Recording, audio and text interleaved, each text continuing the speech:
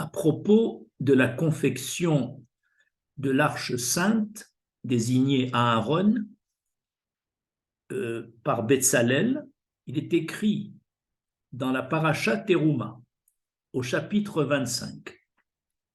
Au verset 13, Verasita bade ratseshitim, ve sipitam otam zaav. Tu feras des barres en bois de shittim, d'acacia, et tu les recouvriras d'or.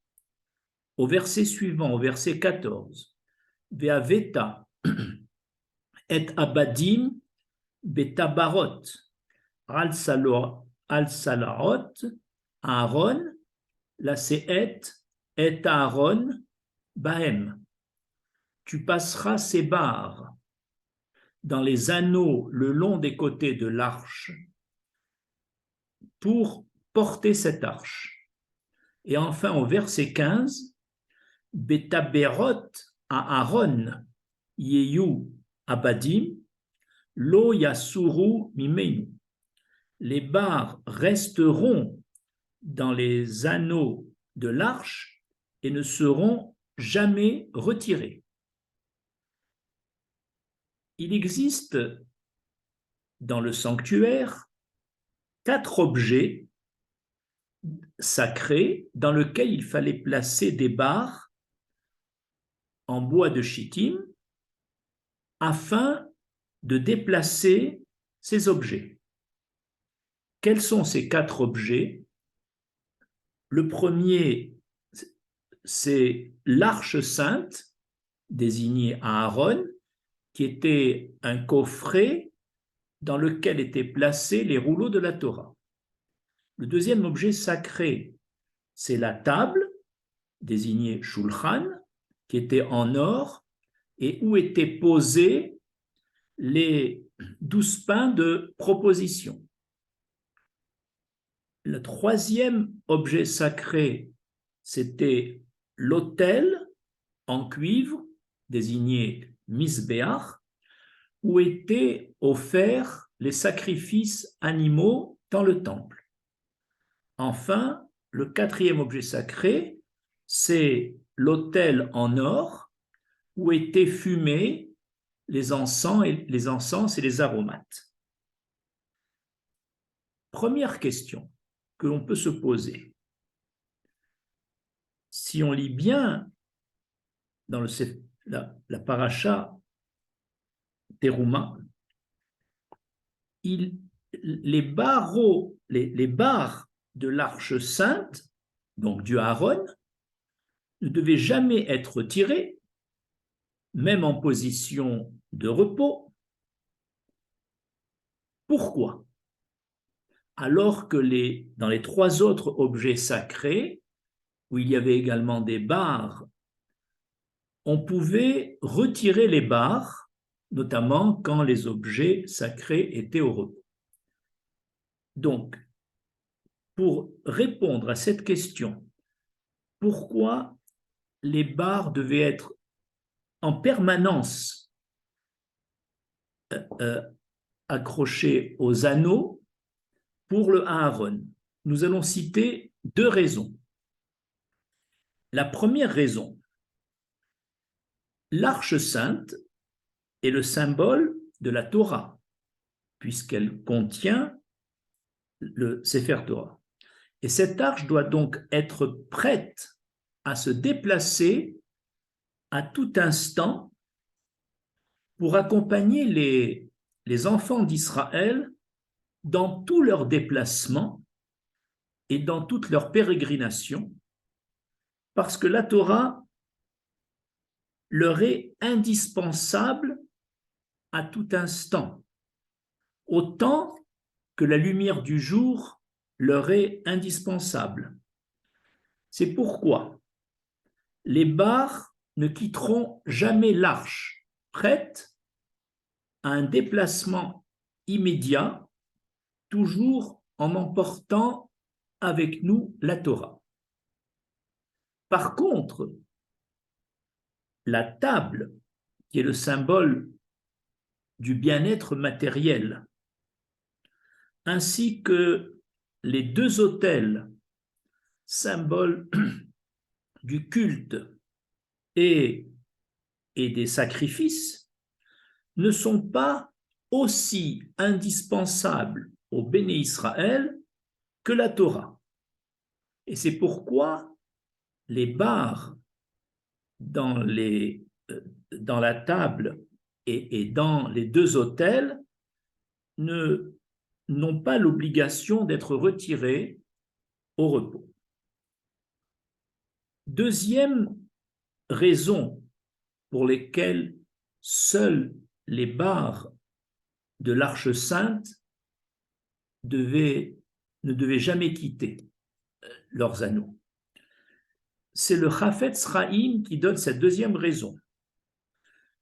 Du fait que c'est grâce à ces barres que le Aaron, que l'Arche sainte est portée, ces barres prennent la même kedusha, c'est-à-dire la même sainteté que l'arche elle-même.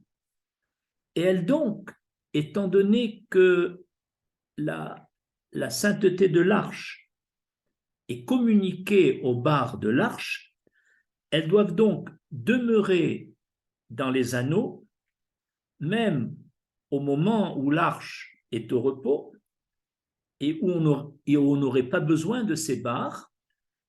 Donc, la véritable raison pour laquelle ces barres ne doivent pas être retirées, c'est pour montrer que la sainteté de l'arche sainte et des barres sont identiques.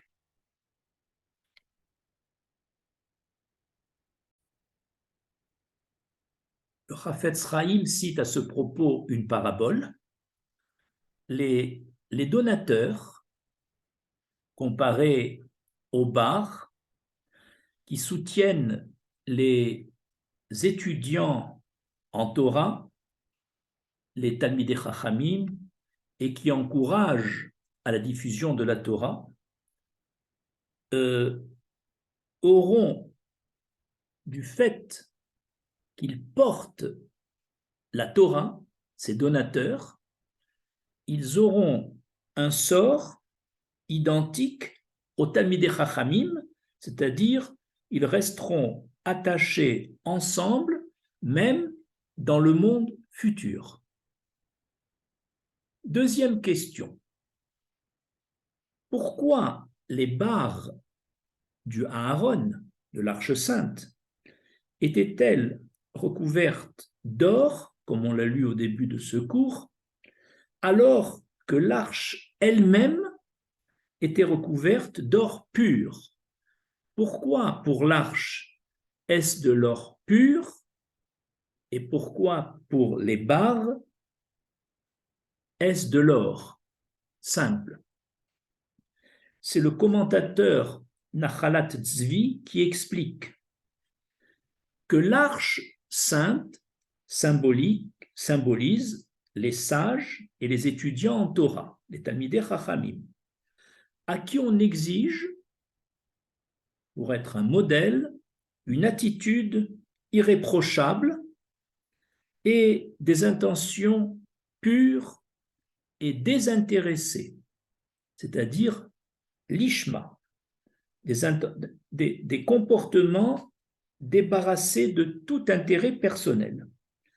Et à cet aspect de l'ishma, intention pure et désintéressée, correspond le revêtement en or pur. Par contre, les barres qui portent l'arche et qui symbolisent, les barres symbolisent les donateurs et tous ceux qui soutiennent et encouragent la Torah. La Torah n'exige pas de ces donateurs et de ceux qui la soutiennent de le faire de façon lishma, désintéressée. La Torah accepte, puisque les Talmidei Chachamim en profitent, puisque la diffusion de la Torah est assurée grâce à eux, alors même s'ils ne font avec un certain intérêt, ne serait-ce qu'un intérêt de kavod, ça veut dire d'être honoré, eh bien, la Torah l'accepte. Et c'est pourquoi les bars, comparés à ses donateurs, sont simplement en or, mais pas en or pur. Le mot or pur, ça veut dire intention pure et désintéressée, et là en or.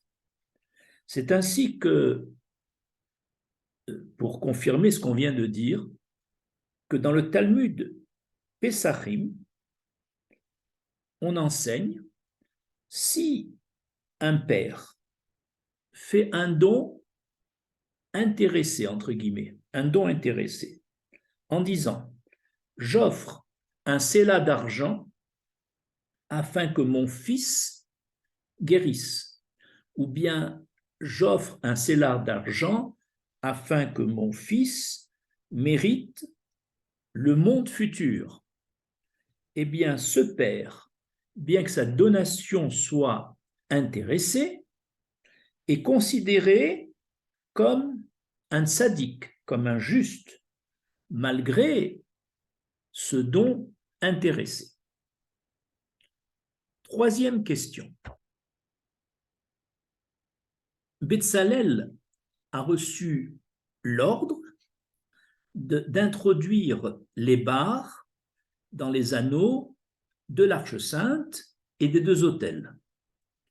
Pourquoi n'a-t-il pas reçu le même ordre pour introduire les barres dans les anneaux de la table? Cette différence nous intrigue. Voici la raison donnée par le commentateur Ahémek Dabar. Il dit que les barres de l'Arche Sainte sont un élément inséparable de l'arche elle-même. Dans l'introduction des barres dans les anneaux de l'arche, cette introduction des barres imposée à Betzalel fait partie de la confection de l'arche, puisque l'arche et les barres font un tout indissociable. C'est pourquoi Betzalel, qui a reçu l'ordre de fabriquer l'arche, doit également introduire les barres, sinon il n'aurait pas terminé la confection de l'arche, les barres étant une partie intégrante de l'arche. De même, les barres des deux autels, l'autel de cuivre des sacrifices et l'autel en or des parfums, les barres de ces deux autels sont un élément inséparable de chacun des deux autels. Et c'est pourquoi il a reçu l'ordre d'introduire lui-même les barres des deux autels afin de terminer la confection de ces objets.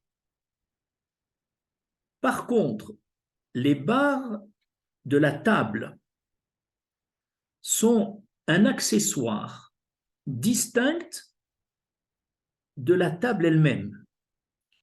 Et donc, en ayant terminé la table sans y mettre les barres, le travail de la table, la confection de la table était déjà terminé pour Betzalel. Donc, il n'avait pas l'obligation d'y introduire les barres. Le côté cette explication qu'on vient de donner avec cette notion d'éléments inséparables pour l'autel, les deux autels et pour l'arche, et au contraire, le côté accessoire des barres pour la table sera justifié dans le prochain paragraphe. Quatrième question. Quelle est la maout, c'est-à-dire l'essence, c'est-à-dire l'intériorité des objets sacrés dont on a parlé et des barres qui portaient ces objets? Commençons par le Aaron, l'arche sainte. Les barres qui portaient l'arche sainte proclament à tout endroit du monde où les enfants d'Israël se trouvent, la Torah se déplacera avec eux. C'est ça ce que viennent dire les barres. De façon à pouvoir l'étudier en tout lieu et à toute époque. La caractéristique de l'arche qui symbolise la Torah, c'est donc de rester elle-même sans changement, quel que soit l'environnement. La même Torah qui a été donnée au Har Sinaï, c'est la même qui a été étudiée par les 70 anciens à l'époque de Moshe Rabbeinu. C'est la même qui a été étudiée par les prophètes, les Tanaïm, les Amoraïm.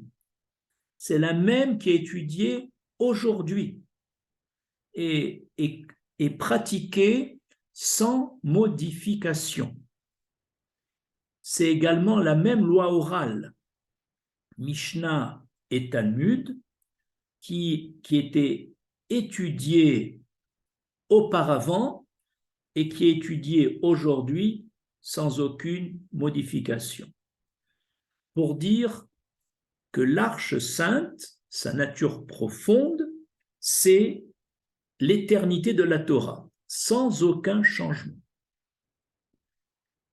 La maout de l'autel, que ce soit l'autel en cuivre ou l'autel en or, l'autel va symboliser le service divin, c'est-à-dire les sacrifices appelés korbanot et la tfila appelée prière. Et les barres de l'autel font allusion à l'éternité de ce service divin appelé avoda. Certes, ce service divin va avoir un changement suivant l'époque. C'est-à-dire que à l'époque où le temple fonctionne, ce sont les sacrifices, les korbanot qui occupent la place principale du service divin, et la prière un rôle, une place secondaire. Par contre, à notre époque, où le temple est détruit, le service divin repose essentiellement sur la avodat alev, sur la prière, les 3 prières journalières. Mais en fait, que ce soit sous forme de korbanot ou de prière, il y a ici une même racine dans le service divin. C'est-à-dire qu'il y a, même dans la avodat Hashem, un service éternel qui est simplement remplacé par la prière au moment où on ne peut pas offrir de korbanot, puisque tout le monde sait que la prière du soir, la prière du matin correspond au korban tamid du matin, la prière de l'après-midi correspond au korban tamid de l'après-midi, et celle du soir correspond aux combustions des graisses sur l'autel. Donc en fait, que le service soit sous forme de korbanot ou de prière, il s'agit d'une avodat Hashem qui a la même racine et une même éternité. Seule la forme qui change. Enfin, la table. Dans la table, il y a ici une notion de matérialité. Et là, la matérialité ne porte pas cette marque d'éternité comme l'Arche Sainte ou comme les 2 autels, parce que ici, l'homme, quand il est en déplacement ou en exil, il va s'adapter à sa parnassa, et là, c'est peut-être la raison pour laquelle la table a un statut différent des trois autres objets sacrés, l'Arche sainte, l'autel de cuivre et l'autel des parfums. Je vous remercie.